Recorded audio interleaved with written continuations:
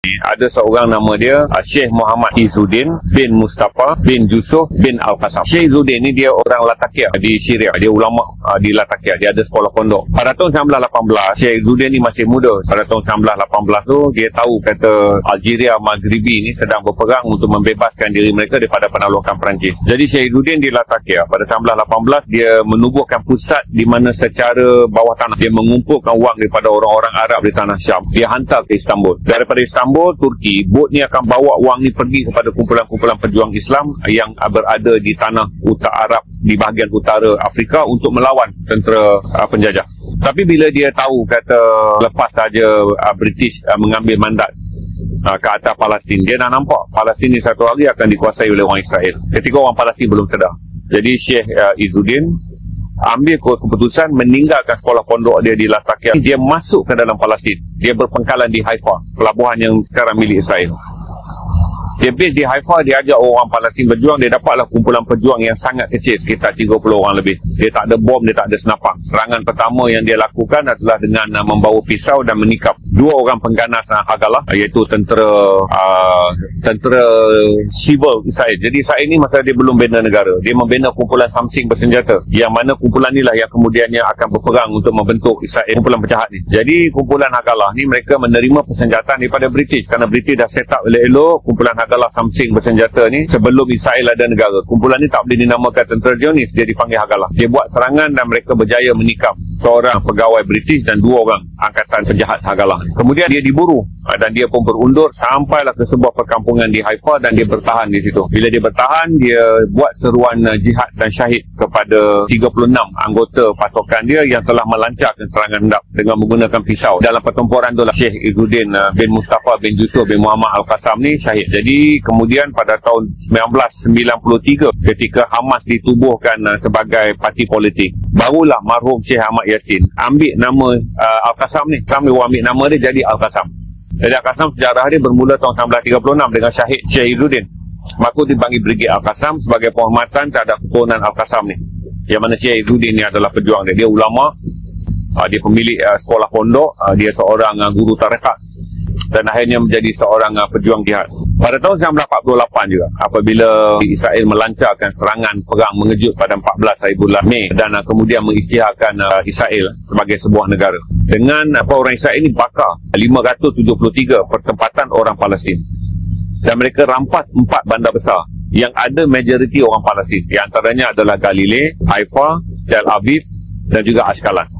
Dan lepas tu mereka halau menjadikan orang-orang Palestin ni yang lari masuk ke dalam Gaza sekarang ni datang daripada 224 perkampungan. Saya tengok data daripada buku baru yang dipinjam oleh kawan saya daripada Australia. Dia kata Zana, as a journalist, this is a good book written by one Egyptian refugees from Palestinian. Jadi dia kata daripada sumbangan 11 pejuang muda sekarang menceritakan semula naratif sejarah Palestin, dia kata you have got lot of information. Ya, saya tak pernah jumpa buku tu di Malaysia. Jadi apabila satu serangan dibuat dan kemudiannya orang Palestin lari 214 perkampungan ni singgah dan duduk di Gaza. Jadi Gaza ni asal dia adalah orang pelbagai.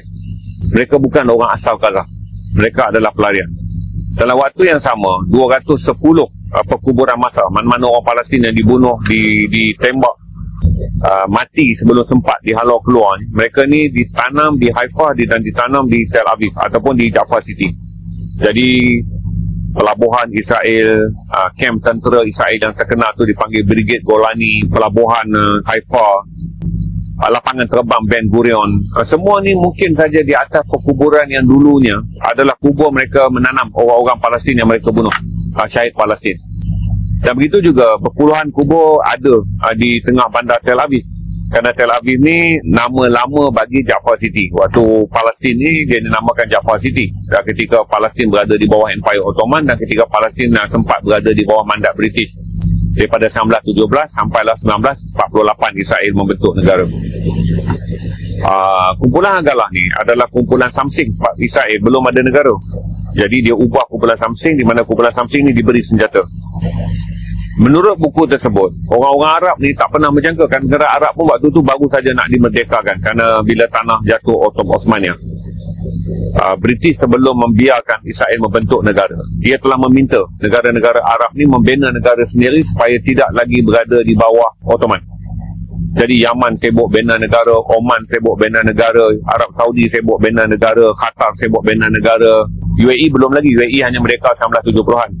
Bahrain bina negara, Kuwait bina negara, Iraq bina negara, Syria dengan Lebanon di bawah Perancis pun sibuk bina negara, Jordan diberi negara. Di tengah-tengah kesibukan tu berlakulah apa yang dipanggil pembunuhan massa orang Palestin dan pembentukan negara Israel Haram. Ada bahagian sejarah yang saya tak tahu, rupanya sekitar 8,000 orang Arab kemudiannya sedar orang-orang Palestin sedang dibunuh oleh orang Israel.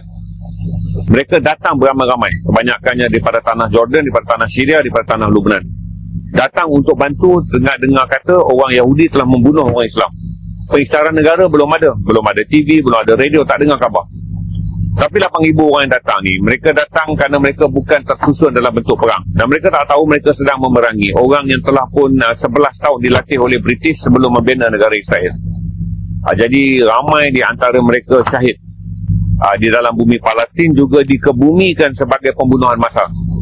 Menjadikan anak isteri mereka pada tahun 48 menanti mereka pulang balik ke Jordan, menanti mereka pulang balik ke Syria, menanti mereka pulang balik ke Lebanon, tak pernah menerima kembali jenazah bapa, abang atau adik mereka yang datang untuk membantu orang Palestin. Jadi kejadiannya adalah 15 Mei, iaitu 31 hari selepas orang Israel membina negara haram, barulah berita tersebar. Juga orang Mesir yang masuk berperang. Tapi mereka datang tanpa mengetahui mereka memerangi kumpulan Hagalah ni adalah kumpulan teroris Israel yang dibentuk dengan persenjataan yang diberikan oleh British. Ini pun satu kisah yang bahagian cicipan sejarah yang kita lupa, kisah hebat, bahawa orang Arab pada 31 hari selepas mereka tahu ada pembunuhan massal dan juga Israel cuba membina negara haram, walaupun mereka tak memiliki kumpulan tentera kerana mereka adalah orang awam, mereka datang daripada Mesir, mereka datang daripada Jordan, mereka datang daripada Syria, mereka datang daripada Lebanon untuk membantu saudara Islam mereka yang dibunuh oleh orang-orang Israel, yang pada waktu tu ada 60,000 orang dibekalkan dengan senjata lengkap oleh British. Ini adalah bahagian sejarah yang saya baru baca daripada sebuah buku yang bagus yang dibagi oleh kawan saya daripada Australia. Dia seorang pejuang pro-Palestin daripada Australia, kerana dia dah 11 tahun dah dengan flotilla. Dia terlibat dalam flotilla dah banyak kali, dan ini adalah flotilla entah kali ke berapa. Dan dia ni dikenakan hukuman, di-ban daripada masuk Israel sama 100 tahun. Tapi dia belayar jugalah, ambil risiko. Jadi dia pernah berada di Tebing Barat, dan dia pernah berada di Gaza banyak kali sebelum nama dia di Senarai Hitam Dia cerita pada saya, ini antara sebab dia tahu saya jual buku dan dia tahu saya peminat buku. Dia kata, this is a book you should read. A lot of information, dia kata, written by the original Palestinian. Jadi anak cucu orang Palestin ini menulis semula sejarah tanpa prejudis, penghargaan kepada peristiwa pembentukan Israel Haram, di mana ramai orang Palestin dibunuh, jumlah angka tempat kampung, serta bagaimana Gaza itu terbentuk menjadi kumpulan, menjadi kawasan yang kemudian diiktiraf sebagai kawasan yang paling padat penduduk di dunia, dan bagaimana ribuan ataupun mungkin berbelas ribu orang atau mungkin berpuluh ribu orang yang jenazah mereka tak pernah dikebumikan secara sempurna, yang mati di Accra, yang mati di Haifa, yang mati di Askalan, dan yang mati di tengah-tengah Tel Aviv, yang kemudiannya tanah tu ditimbun, naiklah bangunan-bangunan besar. Di mana di atas tanah ni semua ada puluhan ribu orang rakyat Palestin yang dibunuh, lelaki, perempuan dan wanita, termasuk pejuang bangsa Arab yang datang membantu Palestin 31 hari selepas Israel membentuk negara Arab. Contoh kena ingat tahun 48, komunikasi, televisyen dan negara-negara ni pula baru sibuk menyusun kemerdekaan, kerana Mesir juga merdeka tahun 48. Kebanyakan negara Arab juga merdeka pada tahun-tahun yang terdekat dengan demikian. Jadi saya harap dengan penjelasan ni kita ambil momen sejarah tahun 48 untuk melihat bahawa tak semua orang membiarkan Palestin terbiar begitu saja. Pada waktu itu, walaupun negara-negara Arab sedang sibuk membina negara masing. Contoh kena ingat, sebelum 1948 negara Arab ni tak wujud. Jadilah Arab ni daripada Nun di paling timur sekali tu, sebelah benua Asia Selatan yang membentuk India tu, Yaman dan juga Oman. Paling barat sekali yang ke Mediterranean ni membentuk Palestin dan juga membentuk Lebanon. Semua tanah Arab ni adalah di bawah Empire Ottoman. Disatukan daripada zaman Rasulullah SAW tu, Mekah, Madinah, kemudian dikembangkan oleh para sahabat semua. Akhirnya Islam sampai ke hujung tanah Yaman, Oman. Islam juga sampai ke hujung tanah Lubnan dan juga tanah Palestin. Jadi selama empire Islam sama ada daripada Muawiyah pergi ke Abbasiyah, Abbasiyah pergi ke Ayyubiyah, sampailah ke Ottoman, dia dikenali dengan tanah Jazirah Arab, iaitu salah satu daripada entiti dan komponen tanah Islam. Bila saja Ottoman jatuh, pada 1917 kalah dalam Perang Dunia Pertama, dan kemudian 1924 kita anggap berakhir Ottoman, dan 1927 Turki yang kecil dan kehilangan Ottoman tu telah membentuk sebuah negara sekular. Jadi dengan kejatuhan Ottoman secara rasmi 1927, bila sistem dinasti Ottoman berakhir dan naiklah Ottoman moden di bawah Mustafa Kemal Atatürk, berarti negara-negara Arab yang kuat ni, British fikir macam mana nak lemahkan dia supaya mereka tidak menjadi tulang belakang, kerana Turki telah dilemahkan. Tapi tulang belakang Turki dalam bentuk empire datang daripada bangsa Arab yang sangat besar. Kerana hari ini negara Arab pun membentuk 600 juta umat Islam. Negara Arab daripada bangsa Arab saja 600 juta, dan tak kecil juga. Kita bangsa Nusantara ni membentuk 250 juta orang Islam. Berarti selepas bangsa Arab, kita yang paling besar. Lepas tu baru diikuti oleh bangsa Pakistan, baru diikuti oleh Bangladesh. Dari runut kaum ni, tuan-tuan kena ingat peranan orang Melayu ni besar, kerana kita adalah bangsa yang kedua terbesar dari segi pembentukan bangsa-bangsa Islam, kerana kita ada 200 juta lebih. 200 juta lebih, campuran kita Indonesia, selatan Filipina, selatan Thailand, Brunei. Kita ni yang kedua terbesar. Jadi kedudukan DNA orang Melayu ni bukan kecil dalam Islam. Kita bangsa yang kedua terbesar selepas Arab yang membentuk kira-kira 600 juta orang Islam. Tuan-tuan dan perempuan, sampai saja nak pecahkan negara Arab jadi kuat, British ada satu idea, iaitu tanam kepada orang-orang Arab bahawa selama mereka berada di bawah Osmaniyah, Turki ni, bukan di bawah empire Islam, mereka menanam naratif pada bangsa Arab, kamu sama je seperti mana kami, kata British, kami menjajah orang-orang di Asia, kami menjajah India, kami menjajah negara-negara di Afrika, kamu telah dijajah oleh Ottoman. Ini perkara yang sangat sentimen. Dan akhirnya British kata merdekakanlah. British pergi jumpa dan pecahkan negara Arab ni mengikut asabiah dia, yang dulu Rasulullah SAW tu pegang, kata jangan asabiah, kerana Rasulullah tahu kedudukan bangsa Arab ni, keasabiahan dia sangat besar. Dia Rasulullah satukan dengan perkataan asabiah, buang asabiah, kerana kuat asabiah ni. Tapi selepas 1,300 lebih tahun, dekat 1,400 tahun ni, British tahu titik lemah untuk memecahkan kembali orang Arab adalah pecah dulu apa yang Rasulullah perjuangkan dulu, iaitu menyatukan bangsa Arab tanpa berbalik pada kabilah.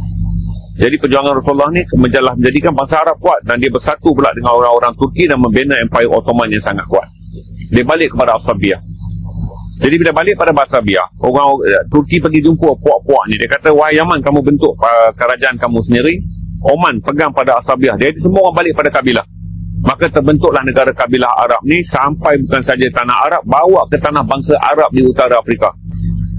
Algeria bentuk, Perancis hasut kan, Algeria bentuk sendiri, Morocco bentuk sendiri, Tunisia bentuk sendiri. British pecahkan juga Mesir, suruh bentuk sebuah negara sendiri. Menjadikan negara-negara Arab mula dikenali dengan nama-nama baru. Sebab dulu kita panggil Jazirah Arab, berarti negara-negara baru ni barulah membentuk Oman, membentuk Yaman, membentuk Kuwait, membentuk Arab Saudi, membentuk Iraq, membentuk Jordan, membentuk Syria, membentuk Lebanon, dan kemudian 5 negara di utara Afrika, iaitu Mesir, kemudian ada Libya, ada Tunisia, ada Algeria, ada Morocco.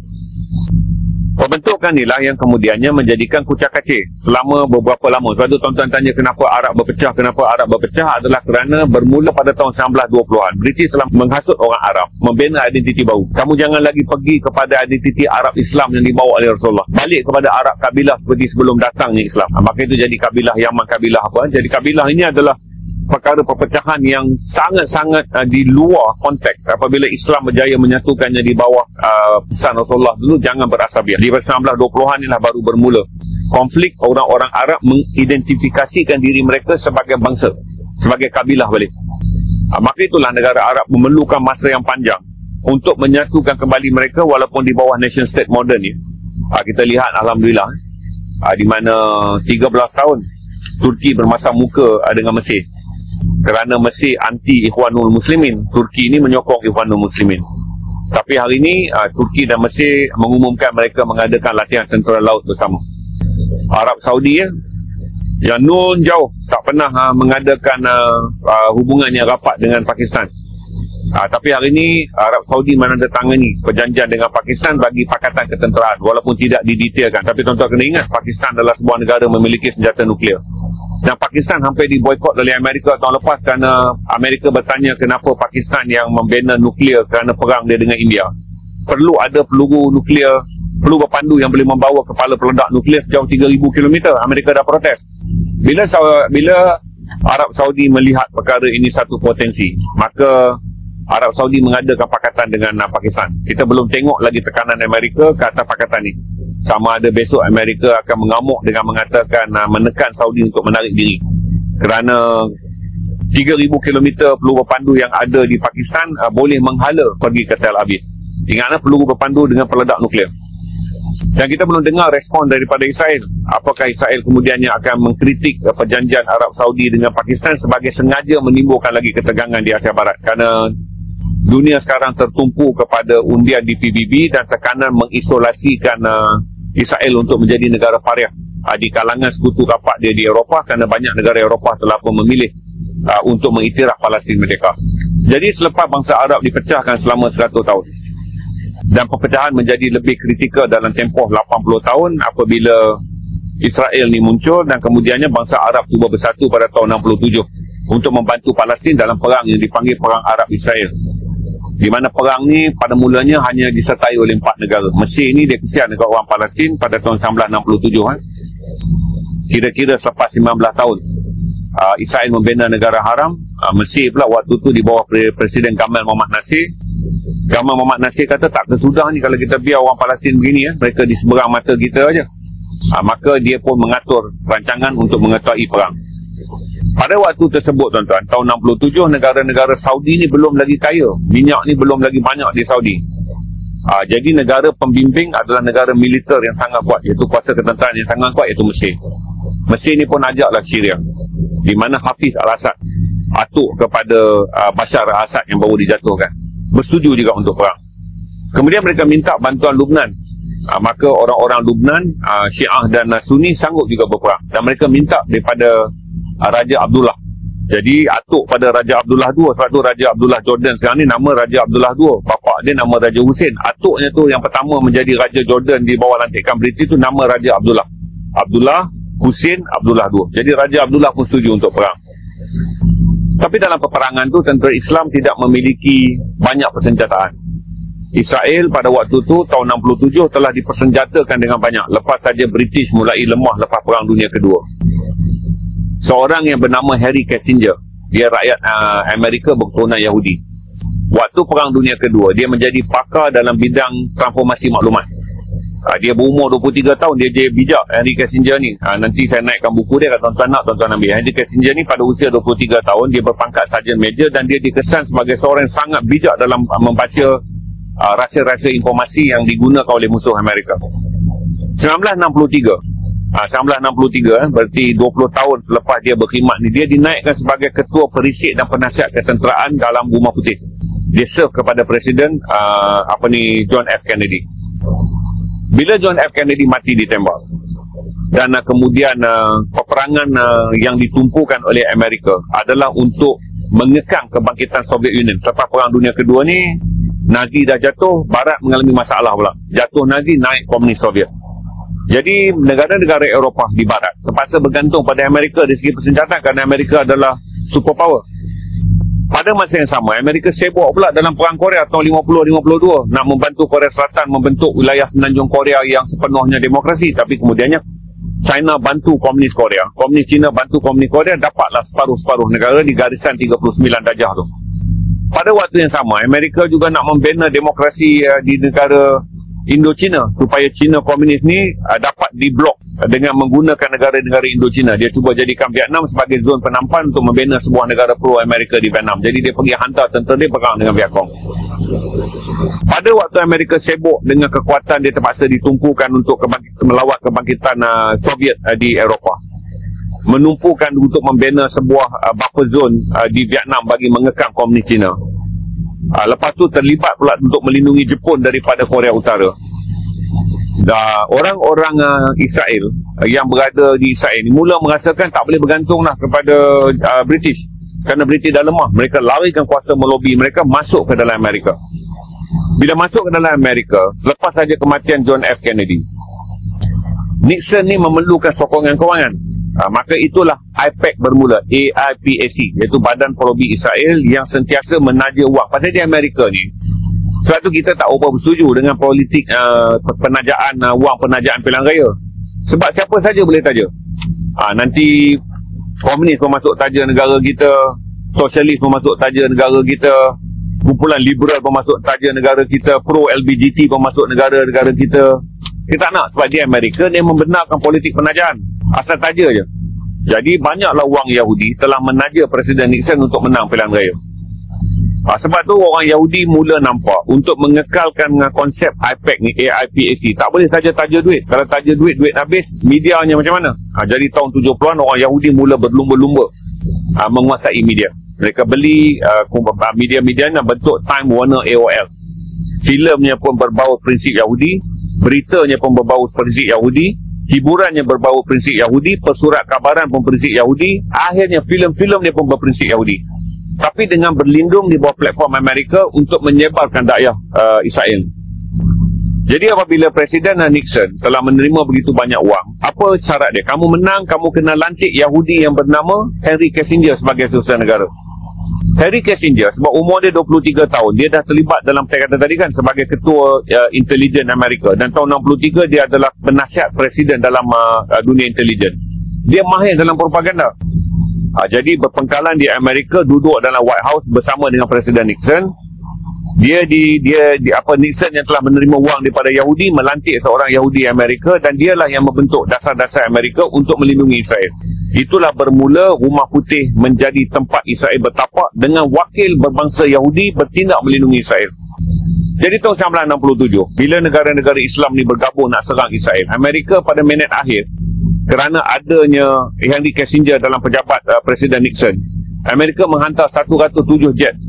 Tuan-tuan boleh bayang, jet Amerika tu dah teruji. Mereka dah bina jet dalam Perang Dunia Kedua, mereka dah bina jet dalam Perang Korea, mereka dah bina jet berteknologi tinggi dalam Perang Vietnam.